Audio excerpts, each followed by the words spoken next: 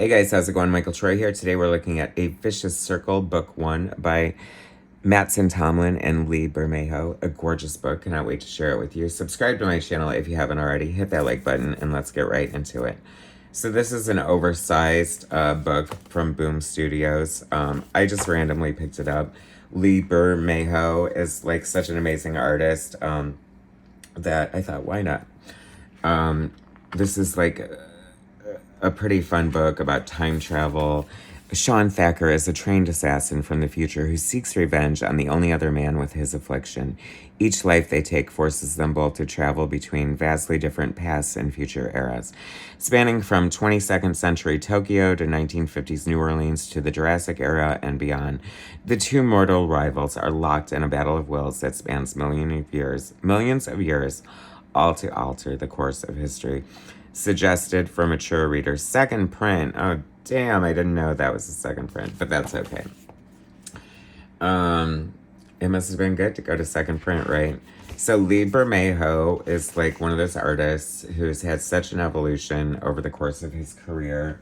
Started out as pen and ink, did some like ink washy kind of painting, full painting. Now he's completely digital.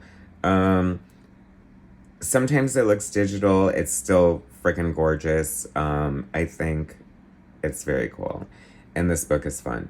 So let's look at it. A Vicious Circle, written by Mattson Tomlin, illustrated by Lee Bermejo, and lettered by Becca Carey. So, this reminds me of Liam Sharp's painted digital style. And I'm wondering how, like, I really want to see the process of this. Because a lot of it looks almost like photo manipulation, but I don't think it is. So I'm wondering how it's done. It looks so hyper photorealistic, but then sometimes that looks artificial to me. But it still looks like his style, you know, like in certain panels. The other thing that I noticed, though, is that it sort of has the feel and look of like independent comics from like the 80s when they would try to do like painted comics, like E.S. Pierce might come to mind or something like that. And the only issue I have with that, painted comics in general, and I think sometimes it holds true even for somebody as accomplished as like an Alex Ross, is that sometimes it looks a little stagnant. And that's my only beef.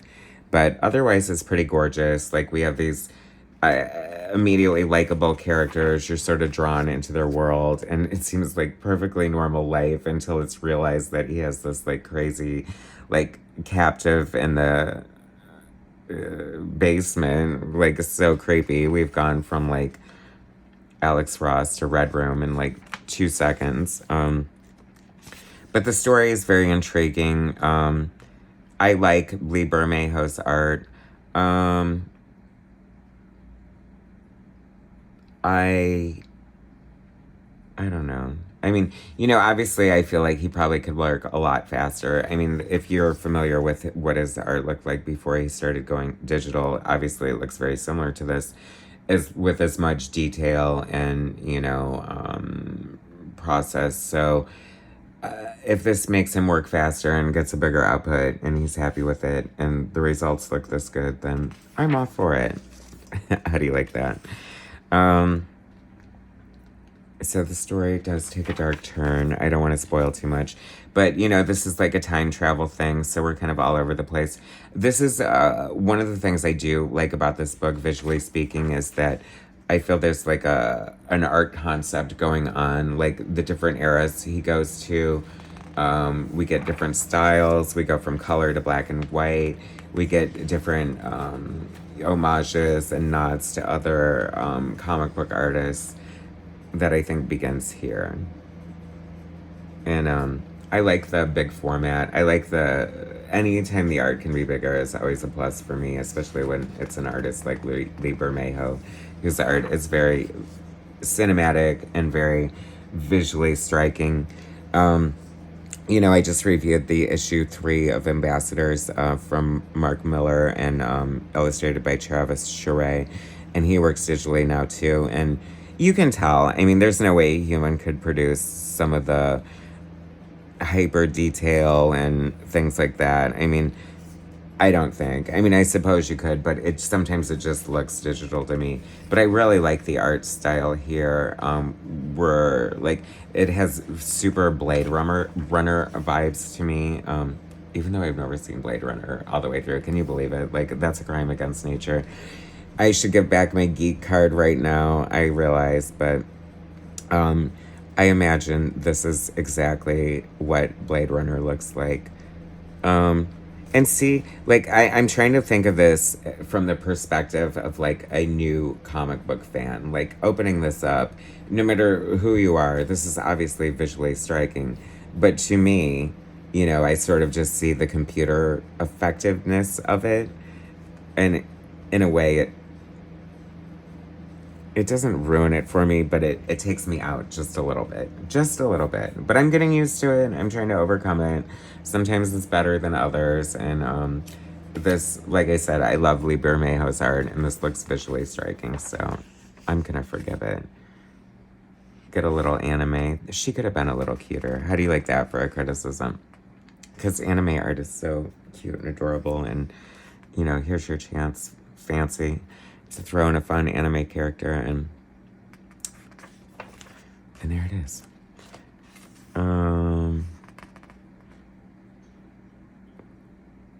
I thought that was a cool panel here too.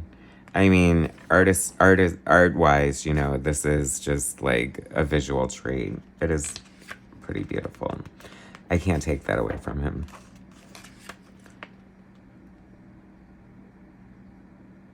Where did I promised like other art styles? I felt like that maybe more towards the end. I don't know. But you can see they already two different art styles here, but then he encounters his antagonist. I mean, look at that. That is very for your sci-fi fix right there. Okay, so maybe I was lying about the different styles. Maybe there's only two different styles, but no, because then we get more into this. And this looked super like 80s painted style art to me. This is kind of fun. He's just like jumping through different realities, through the future. Time travel often gives me a headache, but I love it just the same. Yeah, see this, here we go. This was giving me like kind of Mobius kind of vibes. So we do have different sort of, oh, and then we have like Dave Stevens here, obviously. Yeah, that's what it was. So here's what I'm talking about, finally catching up with me. And I just thought that was cool. And then we have a reference to Jeff Darrow. Clearly, that's like Jeff Darrow's style. So I just thought that was kind of fun because it's not like overdone, but it's just like peppered in there. Like, I don't know if you were unfamiliar with these other artists, you might not recognize it. Did anyone else notice that right away?